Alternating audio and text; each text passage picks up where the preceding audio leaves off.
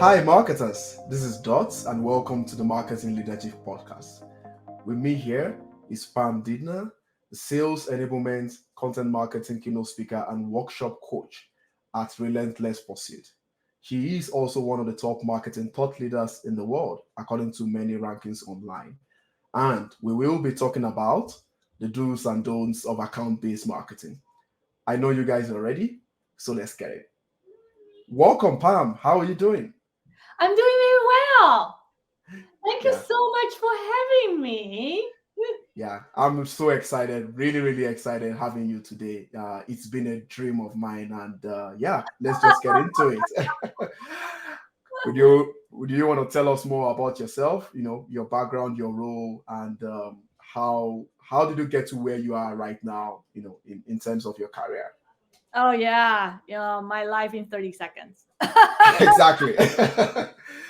It's a twist of fate. I was actually a accountant and working on the finance and accounting side years ago, and I worked for a company that actually encouraged people to move around. So from there, I moved to operations, product development, and the one way or another, one of my managers that I worked for a long period of time actually moved to marketing operations. So, and he asked me to join him. So from there, I did marketing operations, which is the back end, and then event marketing, which just did a lot of events. And then somehow I ended up taking on the strategy role for the enterprise or the B2B marketing for the company. And that turned out to be a fantastic a job. I learned so much by working with different marketing functions and also the direct sales force and the indirect sales force, such as the channel partners. So that was wonderful. So, like I said, it's kind of like a twist of fate. So I was not what I call it, the pure breed of marketers. It was actually came from a different background. That's interesting. I didn't know that, but I also think, in retrospect, you know, being in finance has helped your career. Wouldn't you think?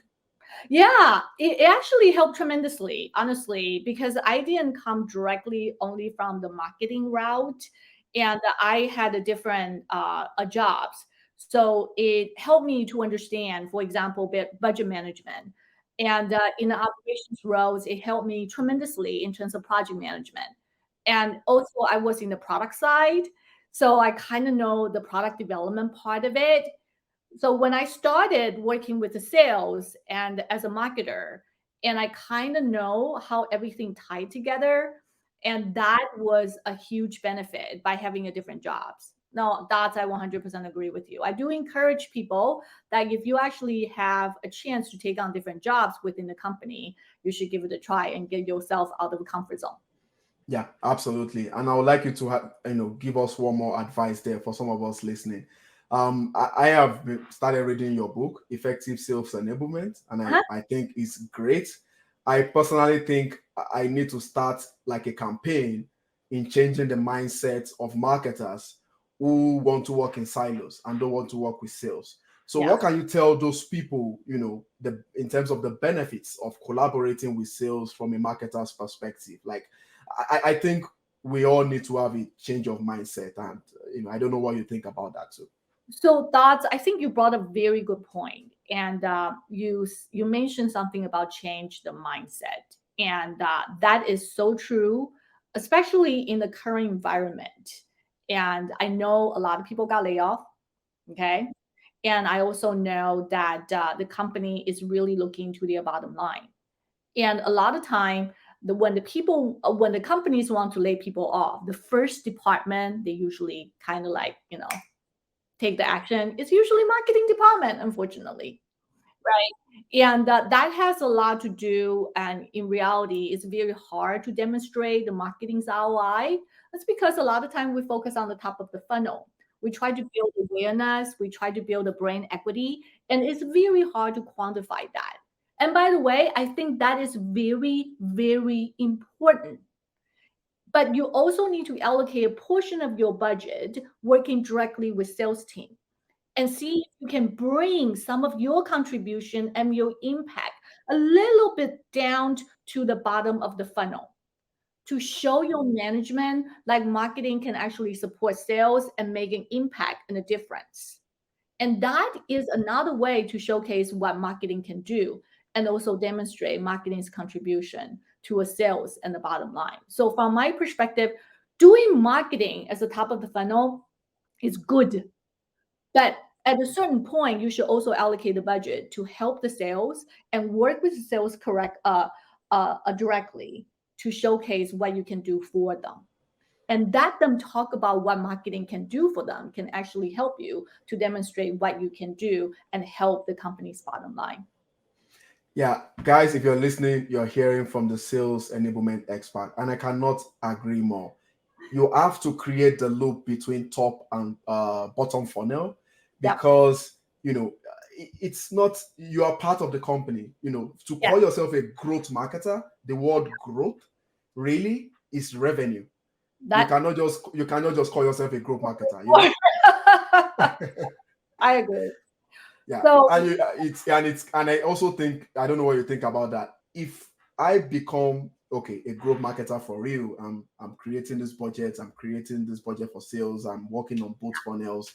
I think it also helps with career preservation, don't you think? Like, if they're going to lay people off, I may not be considered, because I am involved in the bottom line, and this will not be the last layoff, by the way, in our lifetime. So, what do you think about that? another thing, I agree with you in terms of like in the current environment, especially, it's very important to think any kind of marketing campaigns that you do, think twice in terms of how does that impact the sales side, how does that impact the conversions, it does that create additional opportunities for the sales team. The another thing I would like to kind of share with everyone, and that's kind of hinted on that, is there's also a different jobs between sales and marketing. And when I've been doing a lot of workshops and to talk to a lot of marketers, what I have discovered, a lot of marketer has been going back and forth between sales and marketing.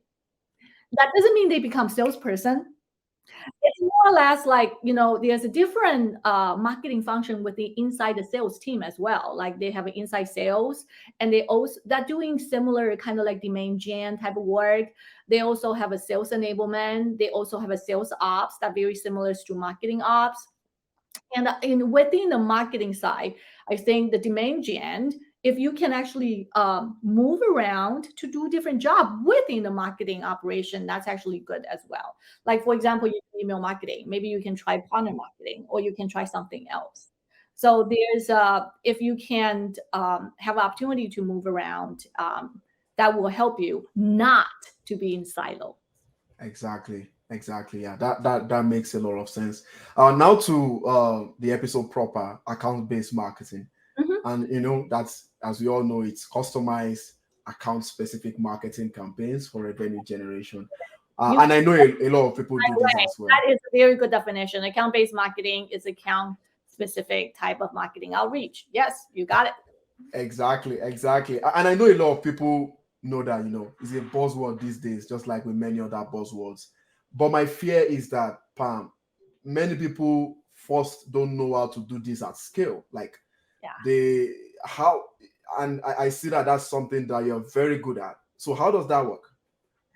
All right. So Dacia is asking about scalability, and that's actually the fundamental holy grail of all the marketing, especially in the digital side. Is what all the marketings that we do. If we want to have a bigger reach, you have to somehow scale your communication to some extent. And account-based marketing is nothing new, by the way. If you are working directly with the sales for a long period of time, you probably already do some sort of account-based marketing. And for example, the salespeople will say, "Hey, can we actually have, a sports event? Can we invite our customers to Blue Jays a sports event?" Or you have some sort of a dinner invitation only event. You only invite specific accounts to that event or to that dinner. That is a form of account-based marketing. Okay, so I want to make sure everybody understand account-based marketing is not like, oh my God, something new and I have never done it before. If you supported sales in the past, you probably have done account-based related type of marketing activities for them. And in a big enterprise, in the big enterprise, that the people that have done, kind of like invitation only, more customized, account specific type of event tend to be field marketing. So there is a role of field marketing within the enterprise that usually work directly with the salespeople and support them basically, any kind of marketing outreach. So number one thing I want everybody to understand, you have done it, but it's very hard to scale because you focus on one or two account and it's invitation only type of events. So it's very hard to scale. And the question is, how do we scale that? The way to scale it, you have to think through in terms of what are the companies or the accounts you want to go after. And that's number one, very important. You have to think it through in terms of what are the accounts and also the what are industry you want to go after, right? And that involved working directly with the salespeople. So number one step is you need to determine accounts, and that accounts needs to be communicated and get a buy-in from the sales team. So that's number one. That is very important. And number two, another thing that was quite important is you have to have a process.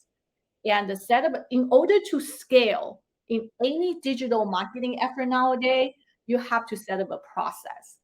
Kind of like what we are doing right now with Brian. Hello, you are a producer, and doing this recording, right? Brian already have a process that's set up, like in terms of what's happening, what's the intro, and how to build the flow to minimize kind of post-production activities. And that was a lot of work for Brian. But he did it. A process that has been set up to scale. You have to do something similar for ABM as well. Process critical in order to scale. Yeah, yeah. Oh, that's awesome. And of course, if you're listening, don't forget the buying side of things. Like the we have to have a shared vision. It's kind of what it looks like here. It's not just slight silos. I know I'm drumming the dead horse. Sounding like a broken record here, but the buying has to work, and is aside from the mindset, it also has to be documented or ingrained or integrated into this system that is being developed. So and for it to scale again, it's about the system, and there is a sweet spot in systemizing something and still making it work as it should, because sometimes Pam, you probably know this, people systemize things without personalization and and so on and so forth. So systemizing is not just systemizing for the sake of it. It's Yep. systemizing to um, to a great personal extent, because you are dealing with account specifics. You are dealing with initiatives. I love what you said, Pam, about field marketing. I've not heard that in a while. So that's another thing you guys need to learn about. That's so great. Let's get into strategy, Pam. Right. As you know, I love strategy, and I would like us to look at how to make a sustainable ABM strategy. And when it comes to your playbook, what do you think are the pros and cons, or in this case, the do's and don'ts, when it comes to developing a strategy that is scalable? Yep. So there are two questions I need to answer. Number one is the what are some of the elements in terms of setting up the strategy, and the other one is once a strategy is set up, what are the do's and don'ts? Okay, very good questions. I 100% agree that you need to have a plan when you do ABM. Okay, and you call that strategy, you call that plan, whatever you want, but you need to have a plan. You have this strategy. Earlier, I talked about it's very important to get a buy-in from the sales team. And that buy-in include one very important element. That element should be incorporated as a part of strategy. It's called objectives and also success metrics. No matter what you do in terms of your strategy or your plan, you need to identify the key objective that you want to accomplish. The key objective may be as simple as win back. There's 200 account has been dormant in the past 1 year. They have not talked to us. They have not engaged with us. Can we do a win back campaigns for these 200 dormant accounts? And we do a very customized, targeted outreach to them, and to actually gauge if they have any interest in talking to us. So your objective can be as simple as create a win-back campaigns or outreach for 200 dormant accounts who have not engaged with us in the past 1 year. Okay, so that can be objective, right? And so that's very clear. And when I'm talking about objective, it's not like achieve 35 million revenue. That's Yeah, yeah, very, because people are always scared of objectives. Like, oh that's my very god. abstract. When you Yeah, create objective for ABM, you have to bring it one level down. What are the things you want to very much accomplish for your ABM campaigns? Make that very clear, right? It's win back 200 domain account. Cool. Then what's the success metrics? The success metrics can be like out of the 200 accounts, we want 20 accounts, 20 accounts to express interest to talk to sales. Does that make sense? All of a sudden, you have a very structured in terms of what you want to accomplish for your ABM campaigns. Reach 200 dormant accounts, 20 accounts get back to us. Right. So in your strategy, any strategy you have to set up is very important. Objectives identified, success metrics identified. Once you have these two clearly identified, your strategy will flow naturally. Because all of a sudden you were like, okay, should I do email marketing? Should I do pay media? Should I invite them to our customer event? So now you start thinking because you have a different marketing channels you can use to reach out to them. Then use that to have a conversation with your sales team. Then you can determine what is the specific outreach that you will do. Once you determine that, you can determine the process, or that's what you say systematic approach, what you want to set up to do that to make it happen. So that is the do's. What I'm telling you, everything is do's. Your objectives, your success metrics, determine the outreach tactics and the channel you want to use, then set up a process. That's the do's. The don'ts is don't do it unless you have budgets and resources. One thing I want to tell everybody, ABM is expensive. They are not cheap. They are not, right? It involves you, that's your time, my time, to actually go search the 200 to make sure all those 200 dormant accounts, all the data is actually current. That requires some data cleansing, data enrichment. At the same time, you need to buy tools. It can be existing tools, but it may not be, right? And then you have to test it to make sure it actually works. ABM is time consuming. That's the reality. And it costs money. Don't do it unless you have budgets and resources. Really, you're just going to create yourself headache and you cannot deliver what you want to deliver. Think about it first and also do it in the way that is supposed to get done with a budget in mind. And then the second things don't do is don't rush. It takes time. Anything in digital nowadays, it takes time to build. I'm going to use a perfect example. Brian, I love you. I'm going to use your example. Brian is the producer. He's behind the scenes. Hi, Brian. hi Brian. So, Brian created the opening, very nice opening with nice visuals and with dots look like this, with Pam and the two circle. Do you think that just come like in 30 seconds? No, it took Brian quite a bit of time to set that up, to scale. So imagine 100x of that kind of effort for ABM. It takes several months to set it up. So make sure you understand the reality of it. And that's very important. Honestly, I've been thinking a lot about sales enablement and ABM, as I continue to run this podcast and run my publish articles and things like that. Yeah. And if you're not following me on LinkedIn, please do so now. you and the listeners as well. I was thinking the first thing you said there. So if you are listening to this episode right now, please, win back campaigns are low hanging fruit. Okay, I had an experience with a win back campaign back in the day. So hard to do it right. Yeah, we had the strategy. We followed all the steps that Pam had mentioned. We bought a tool, an email marketing tool for I think $3,000, and we were making $1 million every quarter from the campaign. Every time we send a win back campaign, this is an investment bank. Every time we send a win back campaign, we had $1 million in extra deposits into investments each time every quarter. And leadership was flawed, like, oh really, wow, now they started to see the marketing department as a department that is that they shouldn't fire, for example. Right? So please, if you are listening right now, stop whatever you are doing, check if you have a win back campaign in place, and if you don't, start immediately. You can pause this, But check that, and continue. kind of a process, you know.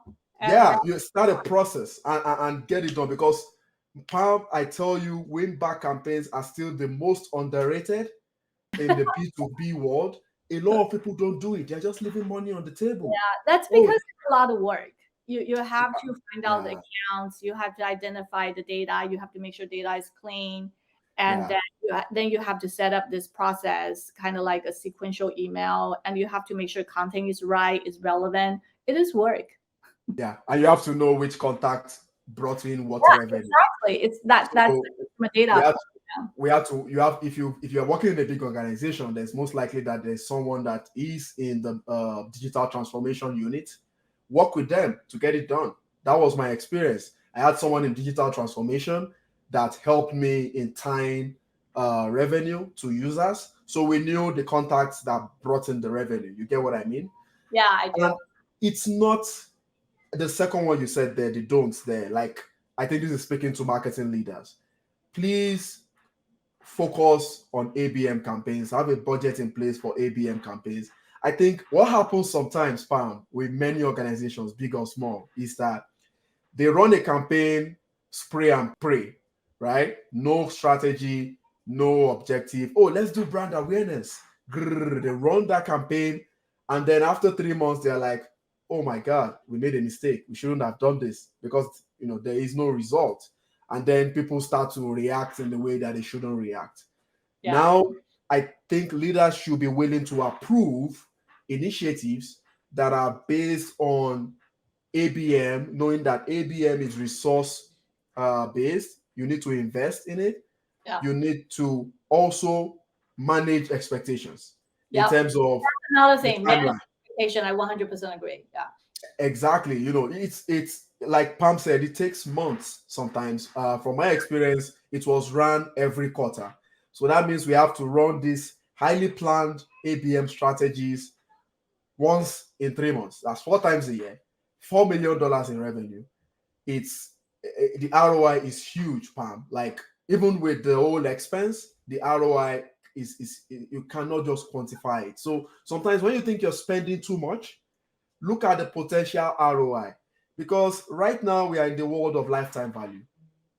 Everybody is doing everything they can to get as much as possible from pockets of corporations, if it's B2B or the B2C consumers. So there is infinite revenue that a loyal customer can give you.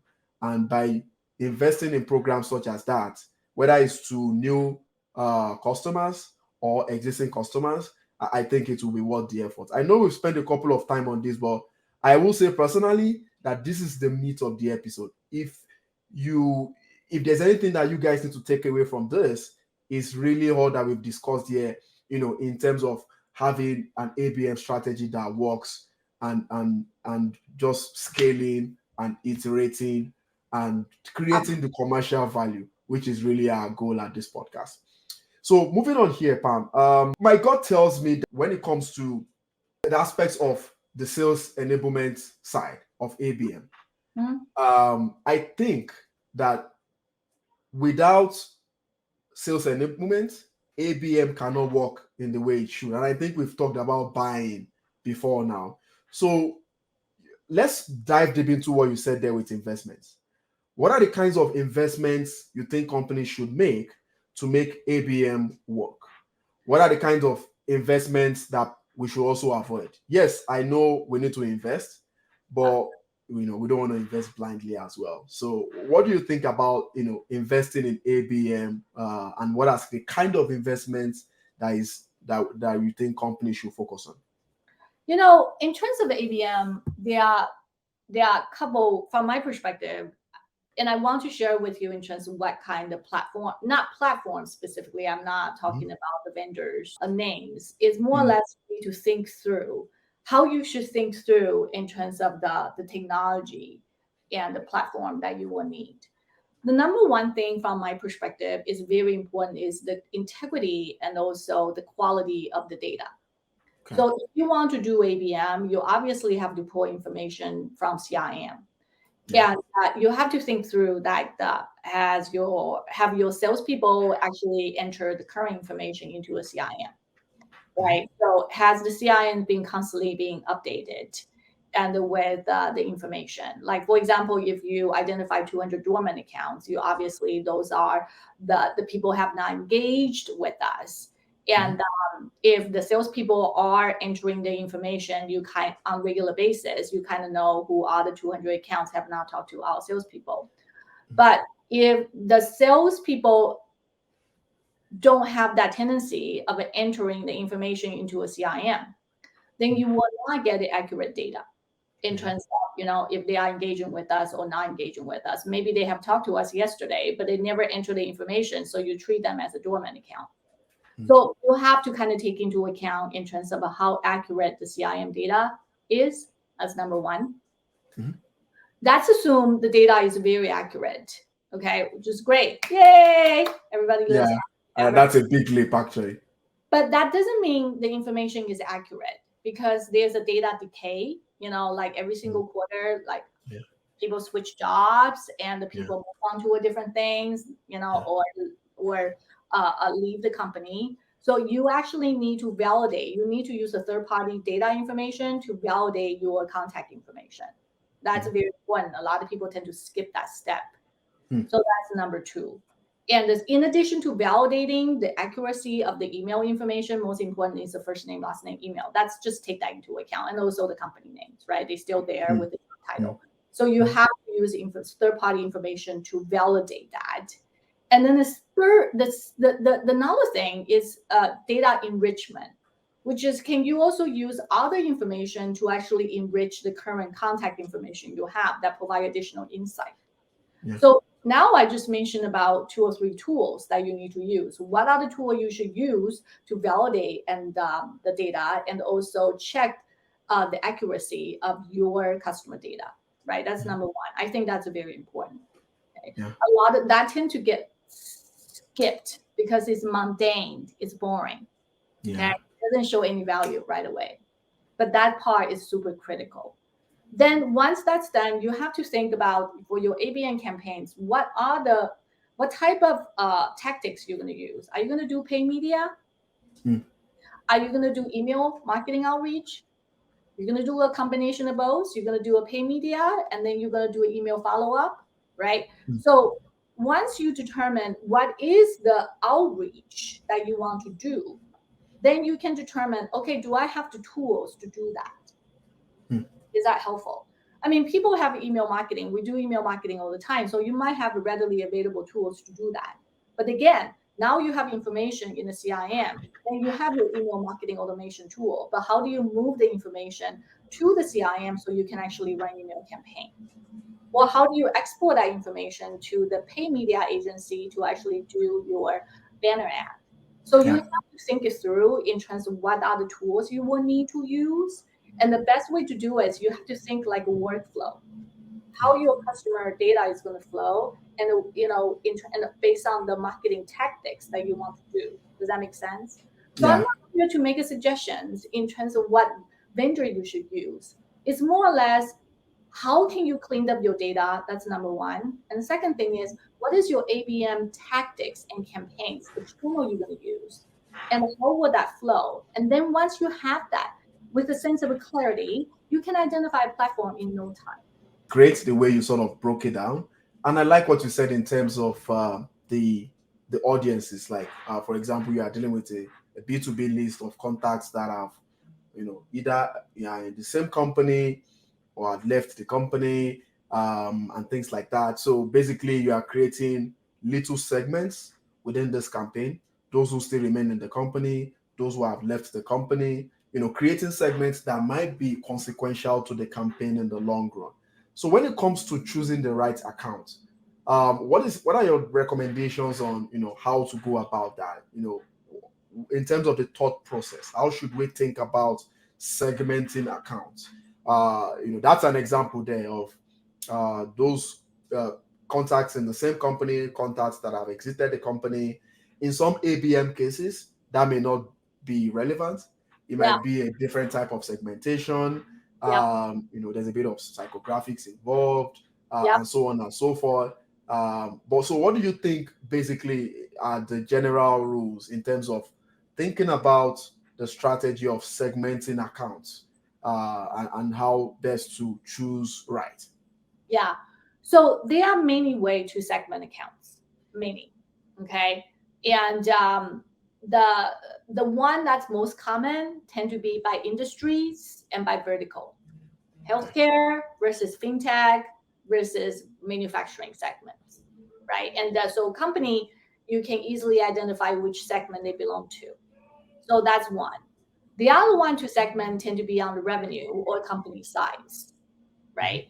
And you have to think through that if you want to go for the accounts, and you can put the similar accounts by industry, or you can put similar account buckets by revenue. And the other one you can do is a similar account in terms of the challenges they encounter. Yeah, I was waiting for that. The job to be done. There's You are an expert. Yeah, there are many ways to actually do segmentation or a multiple different kind of segmentation.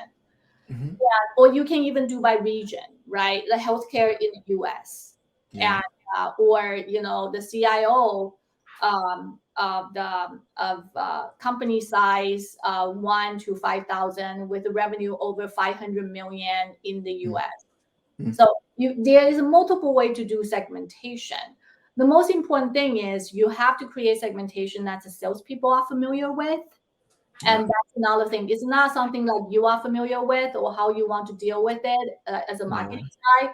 because salespeople, the way I've been working with sales for a long period of time, even though I'm not a salesperson, I'm more support Mm, enabling. mm.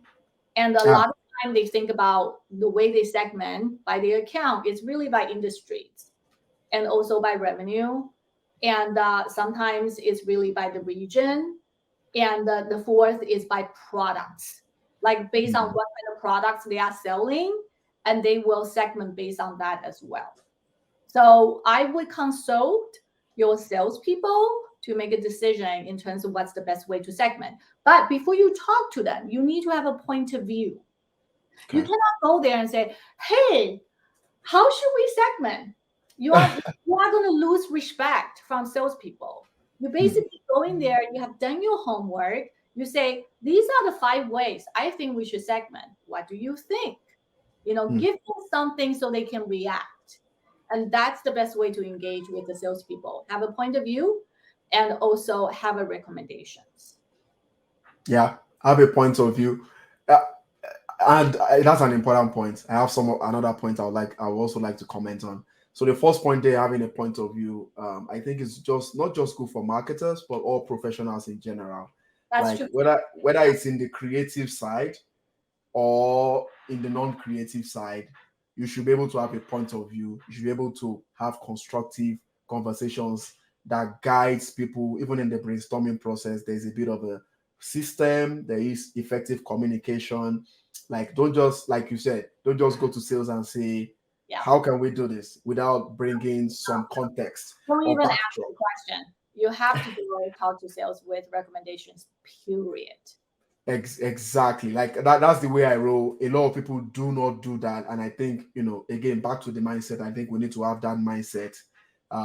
It's a lot of work. Like we are suggesting a lot of things in this episode that seems like a lot of work. Like, you It know, is a lot of work. da- That's data I, integrity and stuff like that. I don't want to kind of, put a little soft touch to it. Hmm. Digital marketing is a lot of work. Yeah. Acknowledge it and also Yeah. educate your management about that. Yeah. They feel like everything can be generated within 30 seconds. Not going to happen. You need to Yeah. tell your management it's work.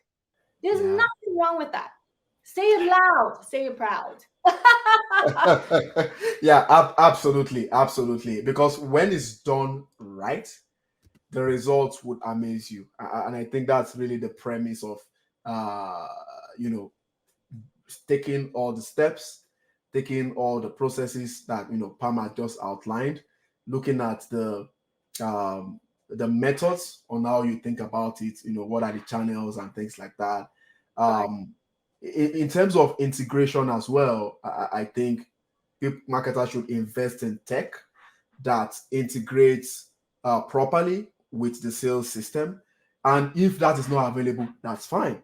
I've had a lot of experience in my career with small businesses that all they have is an Excel sheet. Yeah, let's work with it. right, It's exactly. not it's Work with not one. yeah.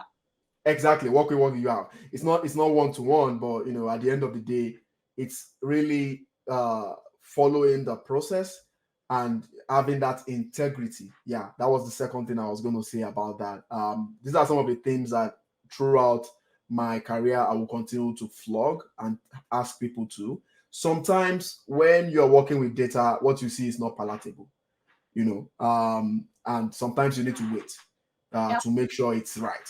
But don't just assume, don't just estimate, overestimate, and don't lie with data. The integrity is so important because if any part is not done correctly, it may not just work. So I just wanted to add that to what Pam said there, and this is beautiful so far. But before, yeah, I think my listeners are blown away already. And I think before we finish, there's something I would want us to chat about, the tech side of things, which I was just mentioning before.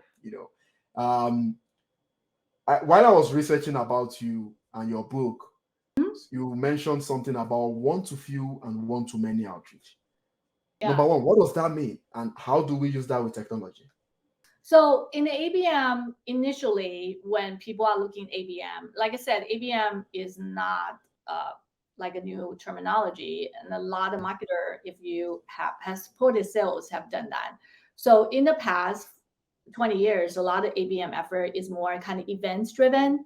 So it's very much by account. So you have a strategic account that they bring a lot of revenue. So you usually have a lot of kind of social activities or events that you actually kind of invite those accounts into the event, kind of Mm, keep that relationship going. And mhm. like I said, that's one to one and a one to few, and that in terms of the ABM. Yeah. And so it's very hard to scale. And now they use the ABM term in terms of that's do one to many, which is you can reach out to many accounts all at once, kind of Mhm. like a 200 doorman account, the win back campaigns, or you can do like a 1,000, accounts and Segments, basically.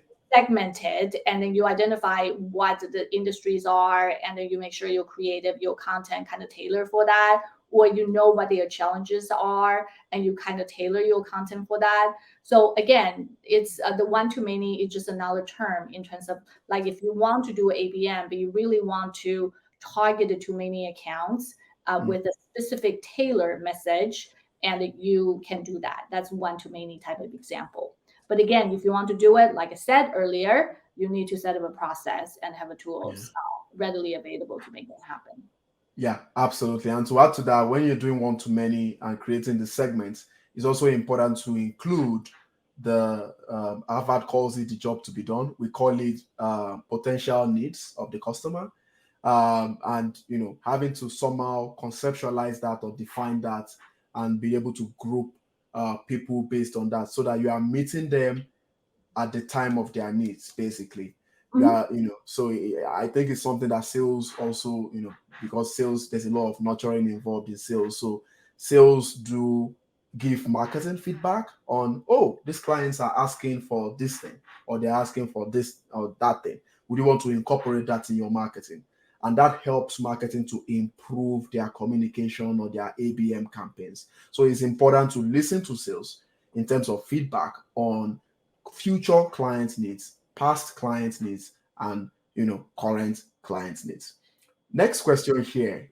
It's in terms of the ABM tools. You feel free not to dive too deep into this. I always like our podcast episodes to be conceptual based before tools, and I'm happy that you're doing that already. But just as a bonus, could you maybe recommend a couple of ABM tools out there, or CRMs that have ABM functionality? Yeah, Salesforce, and obviously is always by default for a lot of enterprises, and that is in terms of a CIM tool. And like I said, depending on what you are doing specifically for your ABM, if you want to do one to many and you want to use a pay media effort and demand base, can be one of the platforms that you can use. um, yeah, actually, ABM, this specific term has been used by many, many companies, vendors. And there is one company, they do it personalized gifting, which is you can enter the information, your prospects information, the name, and they will crawl like a social media profile of that specific person and then come up with a recommendation for gifting. So you can provide a more tailored and personalized gift that salespeople can send it to them, so that can, as a conversation opener, if you will. So that tool is called Alice, ALYCE, I think, and don't quote me on that. So that's, if you can check on that. Yeah, I can yeah, say, yeah, I will for send you sure. information. So Okay. there are many tools out there, and they say they can do ABMs. But again, the vendors created a platform based on what they think the ABM is. You need to have a flow, and you need to your objectives. And then when you talk to vendors, you need to be able to brief the vendors well, to explain to them what you want to do, and they have them to do a demo to you, so you can determine if that actually fits your needs. That's the most important thing, right? So I know Das is asking me to give you some names. That's not the most important. It's important in terms of getting to start thinking about it, but you need to have a sense of clarity what you want to accomplish, and you also need to have a sense of a clarity in terms of how you want to flow it. Then once you have that information, then talk to different vendors and you get a sense of it and see if they can provide the support that you need. That's the most critical part. I completely agree with you. I think you need to know the foundation in terms of the structure of how ABM typically Well, works in your industry. yeah, and what's a step that you think you should take, right? Get that clear, and then you determine. Then you interview vendors, do the demo, have them do the demo, and then you determine which platform actually fits. Yeah, that really really makes sense there. Um, in terms of KPIs, Yeah. I know a lot of everybody likes KPIs, even though everybody don't want to embrace it. But what are your top three KPIs for ABM and why? Okay, they are several. Number one is always, it depends, like your objective. Your objective is dormant. You went back dormant account. Then is the number of accounts that express interest to talk to sales. And it can also be kind of like a sales meeting set up, number of a sales meeting that has been scheduled. We can also tie with in terms of the opportunity or the pipeline opportunities in terms of what that is. But again, when you work with your salespeople, you identify the objectives, then you need to determine and work with them to identify what are some of the KPI. Yeah. Okay. Yeah, absolutely. And for the things that Pam had mentioned, if you're listening, also remember the averages between them. So what's the conversion rate between I told uh you conversion yeah, rate is very yeah, critical. the exactly the outreach and the the meeting setup and the close rates and things like that. It's the counts is almost as important as the averages, because at the end of the day, marketing in general is based on engagement. Yeah, Engagement is the father of all KPIs, and that's where the averages are important. The averages show the amount of engagement from a conversion rate perspective. yep. So yeah, I so that's really great there. Pam, I wish I could go on talking to you, but our time is fast spent. But I sincerely, really, um, you know, enjoyed this. It's been revealing for me personally and for all our listeners. And this is just premium marketing wisdom. The things that people charge to get. So where can our marketers find you? If they need help becoming revenue creators. Any social media channel will be great, and LinkedIn. Reach out to me directly if you have any specific question. I also have my own website, www.pamdidner.com, and there's a schedule call and the contact information. You can reach out to me as well. Twitter, Facebook. I'm on every single one of them except TikTok. So, all right.